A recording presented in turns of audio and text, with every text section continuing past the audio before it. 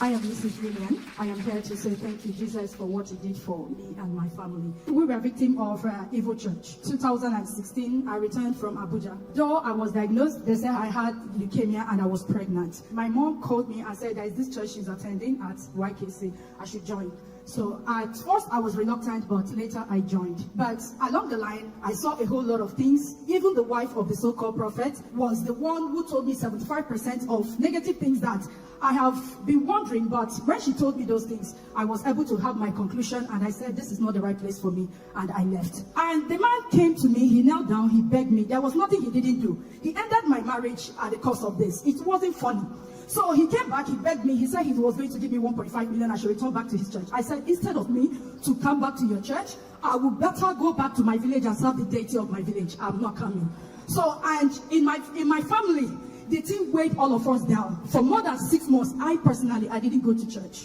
My siblings, they didn't go to church. Even up till now, some of them, they are still struggling with their faith. It wasn't something to be told of. It wasn't funny. But I thought at the end of the day that this was just, after the man asked me to come back, I told him my response. I thought it ended that way. I never knew that the devil had a bigger plan and surprise. At the end of the day, my aunt gave me the link to Nsppd. I said, please join this fire altar because you can't have this battle alone. This is a severe one. She was also part of that evil church, but left before myself. So I joined. I was praying every morning. God kept on revealing things for me. So it came one day, I had a dream. I woke up, I was supposed to pray, but the calls that were coming couldn't allow me to pray and cancel the dream. So at the end of the day, I just had my bait, drove up to Imo. On my way, very close, immediately this College of Agriculture, right now is a polytechnic, Imo State Polytechnic. Immediately after that place, that was when the accident happened. But one thing I heard was, slow down. I was hitting 120 because I was just eager to head to get to school before 3 p.m. So before I knew it, that accident occurred. I had bye. The next thing I had bye. I was now struggling with my steering. And then after a time, it got to a halt. My car got to a halt. I looked at it. The car was not burning. So at the end of the day, it was the military checkpoint that came to rescue me. The army people who were there, even my door could not open. They had to pull me out from the another side. So I was in the hospital while I was receiving treatment. A call came from that, one of the members of that evil church called me and said, see, sister, I don't know where you are, but whatever you are doing, you need to pray very well, because our prophet said that before Sunday, the accident happened on Wednesday, and I was already in hospital Thursday, and then the call came on Thursday, that before Sunday, they will hear I have died. So at that moment, I said, really? So it was then, the dream I had, then recalled to me. I said, okay. I told them there in the hospital, discharge me. I left. I became more intentional on the altar of fire. A month after, I saw the man in my dream, this time around, again. But I was passing, he called me, he said, Ace. I said, what is it? Are you not done with your evil? Please hold on. I want you to please take everything. Please stop fighting me. I said, what do you mean take everything? This key, I remember seeing this bunch of keys in my mom's dad's village house. These long keys, very old, ancient, primitive long keys. He handed it over to me. There were 6 of them. I said, Jesus, what is this? He said, it was my glory he took. I should take it. I said, what? You took my glory. He said, wait. He went back again. He brought a pillow this time around and gave it to me. I said, this is it. Take it. I collected it. He said, but please, one thing I'm begging you, stop calling my name on that altar. Stop mentioning my name. I will no longer fight you. I will not fight you again. I've handed over everything which I've collected. Please take it and go. And then I woke up. I said, this is reality, because by the time I woke up, it was 2 a.m. in the night. I started praying again. This thing happened on Papa's birthday. That was on the 22nd of August, 2023. Then I heard Papa said, what stopped it the other time will not stop it again. And this time, the answers will not be delayed. What stopped it the last time? What stopped it the last time? Hear this, I hear the Lord. It will never arise. Now hear what the Lord is saying. What it means is this thing I'm about to say. This particular one, the answer will not be delayed. The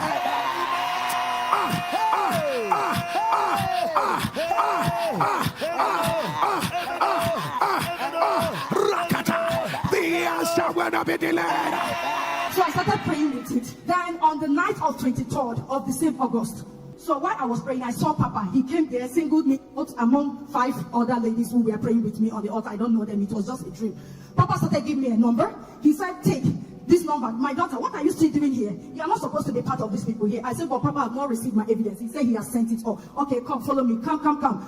He started calling a number. While he was calling the number plus 35122, he was calling it in the dream. I was capturing it. I was recording it. I woke up. I saw my phone blink because my son woke me up and said, Mommy, please cover the window. So when I woke up, I saw that my phone showed a light. So I took a pen and then wrote down the number that Papa gave me with all intention that it was Papa Jerry's number that the next day I was going to call. So while I jotted it down, I took my phone. I said, my Wi-Fi is still on by this time. It was 3 a.m., just a minute past 3 a.m. in the midnight. I switched off the phone and then switched off my Wi-Fi and then went back to bed. While I was, the next day I woke up, I said, yeah, Papa called me. Papa gave me his number, let me call. I started calling the number didn't go through. Then I looked at it, I said, there is this number that equally called me that last night. Behold, it was the same number. I took my paper, I looked at it, I said, this is the same number that Papa gave to me. Could it be that Papa called me, I didn't click? What is going on? So while on that, the number started calling me back again. I picked it. The man said, hello. I said, yeah, hello. And it wasn't Papa's voice. At that point, I got very angry. I said, wait, who are you? Very arrogant. Who are you? The guy said, please don't be offended. Are you Mrs. Madu? I said, I'm not Mrs. Madu, sir. So who gave you my number? Just like that. And he said, please don't be offended. Can I see your face once again? I want to be sure that you are not Mrs. Madu. I said, I'm not Mrs. Madu. He now put it on a video call. He saw my face. Immediately, he caught it and said, you are not the one. But please, I'm looking for Mrs. Madu. I said, I'm not Mrs. Madu. You've seen I'm not Mrs. Madu. What is it? The man said, oh, sorry, that this fellow lived in my property and then messed it up and lied to me. I have to refund my caution fees and the rest. Please, if you are related, let me know. I said, I'm not related with her. Moreover, I am in Port Harcourt and this person is in Abuja. And I remember prior to that time, I had gone to MTN when I left the evil church. I changed my whole numbers.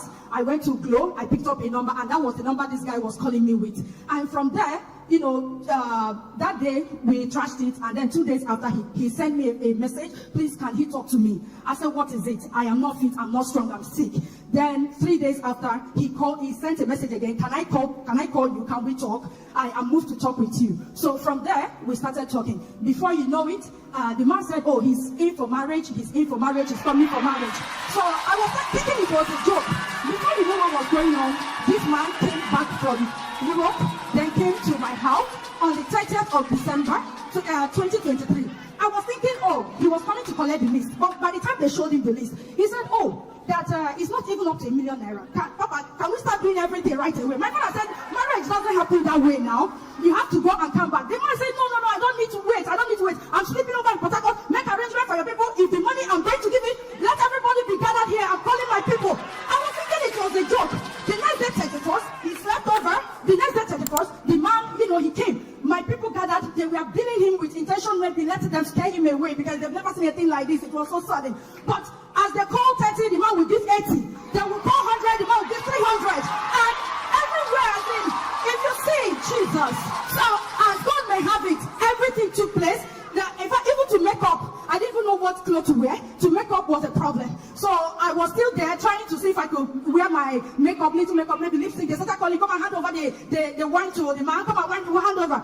I came out, they handed me a cup of wine. I handed over to the man. Behold, he's a doctor. He doesn't reside here in Nigeria. In fact, God gave me double for all the shame, all the troubles. I want to say thank you, Jesus.